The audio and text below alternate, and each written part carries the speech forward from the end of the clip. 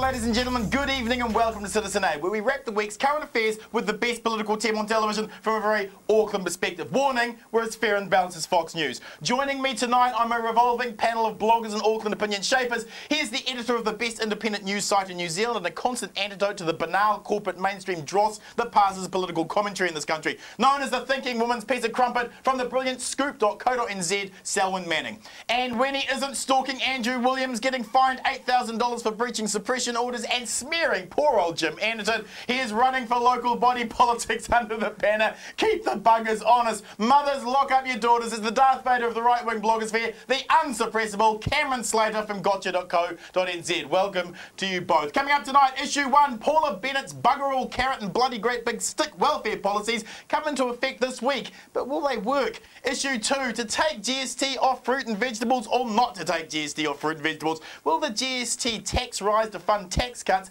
insulate New Zealand from a double-dip recession? Issue 3 tonight, Quake legislation and Rugby World Cup legislation. What is it with National handing over massive concentrations of power into the hands of front-bench ministers? And we'll end the show on a final word, but let's kick things off with issue 1. The government's new future focus provisions, which use voodoo mouth from the welfare razor gang to justify sending solo mothers, the mentally ill, the crippled and the sick back to work, were implemented this week. But will a bit of Benny bashing actually insulate New Zealand from a double-dip recession and help us catch up with Australia? Selwyn, Paula has picked 3,600 work-ready solo parents and 900 with more complex needs for what it calls voluntary proactive engagement. Where the bloody hell are the jobs in a 6.8% unemployment environment for these solo parents to go to? Oh, they're not there. We know that, and the government has been struggling with its unemployment figures all of its term. But we also know from history too that it didn't work, this type of rhetorical policy didn't work in the 1990s. Not saying that it's Richardson-esque in its essence, in its factuality, but in its essence, that spirit of Richardson's impression on the National Party government in the 1990s, and particularly in the 1991 budget, is in evidence here. But why are they going down this path? I mean, where are they going to get the jobs? Because it's a national party. For a start, if there's a problem in the economy, if there's a problem out there relating to... It's the Benny's fault, isn't it? Yeah, it's the Benny bashing thing, as it's been coined in this program in the past. That's exactly what it is. Cam, Paula has done a great job of this, hasn't she? By publicly flogging Tasha Fuller with a breach of privacy, which will be heard in front of the Human Rights Review Tribunal, no beneficiary will ever speak out against Paula for fear of being demonised in the media now. Is this the climate of fear that best allows welfare to be dismantled once and for all? Well, no, it's not. But saying that no beneficiary will speak out against Paula is a little bit disingenuous. But they're all frightened, aren't they? Well, I'm not, and I'm a beneficiary. And you're speaking out against these awful attacks? You haven't asked me yet on the policies yet. We'll get there. Yeah. But I mean, I've got a new blogger on Gotcha, Blondie. Happens to be a solo mother, happens to be working. We've been going through the changes to parental contributions and all of those things, and when you say voodoo maths, it's actually right. It looks like the rules have been written for the benefit of the contributing parent and not for the other way around. And when you look at the actual papers that they've published on those, you've got a massive disconnect. You've got 79% of respondents to the survey who are in receipt of parental contributions saying they're not happy with it, and the main unhappiness is instability. They're not getting the payments. And then you've got 74% of the people who are paying parental contributions to the other party saying that they're perfectly happy with it. Well, that's a little bit ass backwards, if you ask me. Selwyn, this mean-spirited, petty, draconian, spiteful social policy by a minister who hypocritically used the very benefits as a solo mother she has slashed for everyone else is great politics, isn't it? Because New Zealanders love to bash the dirty, filthy bennies. Well, some of New Zealanders do. There's another part majority, surely a majority. I don't believe so. I think that there is a good sense of fair go in the average New Zealand I agree psyche. with that. New Zealand's and I think fair. that National does capitalise on that redneck responsive aspects of a more non-inclusive part of New Zealand. That doesn't necessarily mean all New Zealanders fall in line with this type of thing. When it comes down to it, really, this policy on attacking the beneficiaries is a diversion for the failure in the New Zealand economy, of which has been engineered to a degree, but also has been a failure of many successive governments in the past. We saw inroads into improving the situation, improving the lot for the average worker in New Zealand over the last decade, but it's sadly quite quickly falling back into where it was in 1999. The average worker didn't vote for Labour. No, they certainly didn't. That's what happened. Cam, how does bashing bennies help New Zealand insulate itself from the double-dip recession or catch up with Australia? Isn't this simply entrenching poverty rather than challenging it? And shouldn't the state provide the jobs if they're threatening beneficiaries with cutting off their welfare payments? I don't think it helps at all. It certainly isn't going to help the people who are in that category. They're the most vulnerable people in our society. Bashing them up isn't going to help.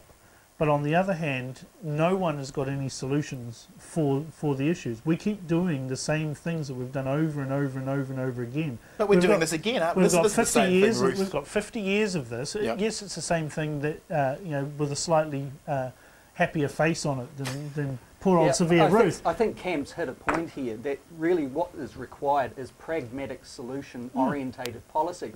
And pragmatism does not necessarily have to be the captured kind of idea of the far right economics kind of structure. It is basically, what are the solutions? Let's develop the ways of implementing those solutions and then do it. I mean, frankly, welfare doesn't work though, does it? Currently, we've had 50 years of it or more.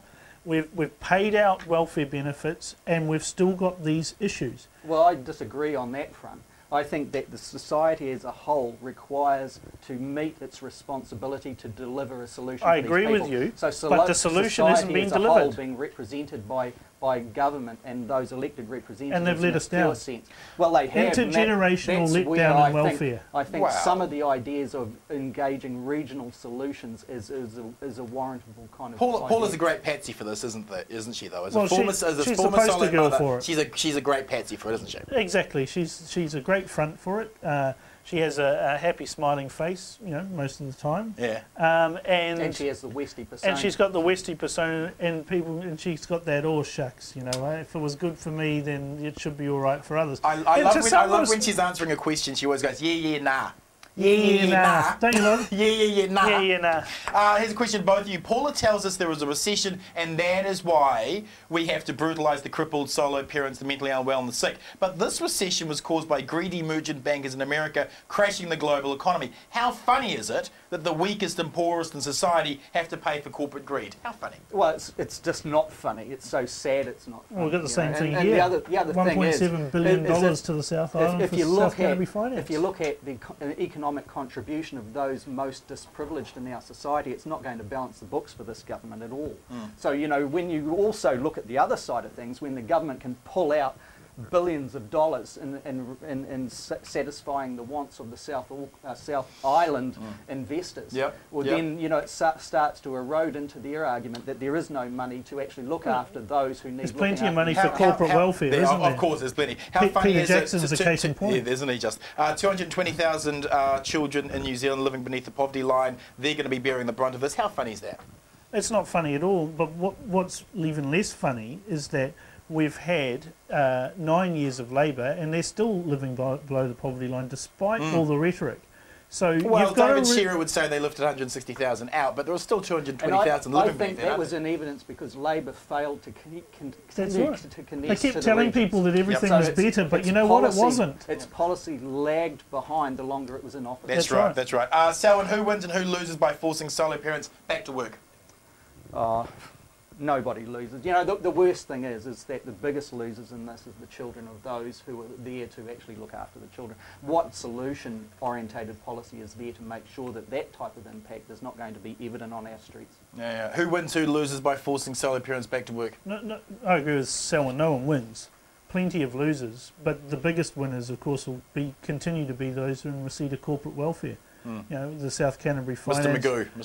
Magoo, that's the official line, is it? Yes, Mr. Magoo. Yes, Mr. Magoo. And Peter Jackson, another one. He's doing quite well, isn't he? Huge recipient of corporate welfare and doesn't like to share. Thank you, panel. Issue 2. GST is going up to fund a tax cut that will most benefit the rich, while Labor want to take GST off fresh fruit and vegetables. Selwyn, the Institute of Economic Research estimates around half of all households will end the year worse off than they were a year earlier, as rising food prices, the GST increase and other one-off charges swallow up personal tax cuts. Is this how we lift New Zealand's 0.2% GDP rate from this year's third quarter? Oh, obviously not.